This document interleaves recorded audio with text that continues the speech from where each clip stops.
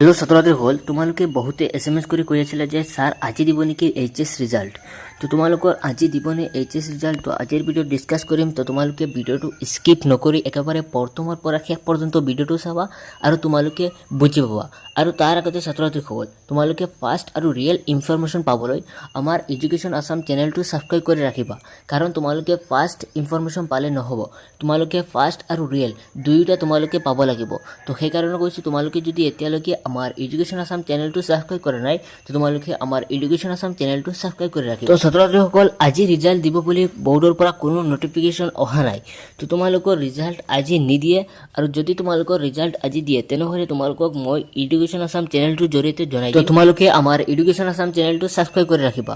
তোমালোকে বহুতে কৈছিলা, সেইকাৰণে এই ভিডিঅ'টো লৈ আহিছোঁ। তো বহুতে কৈ আছিলে যে তোমালোকৰ ৰিজাল্ট 23 এপ্ৰিলত দিব। তো তোমালোকৰ ৰিজাল্ট 23 এপ্ৰিলত নিদিয়ে আৰু এতিয়ালৈকে কোনো বৰ্ডৰ পৰা নটিফিকেশ্যন অহা নাই।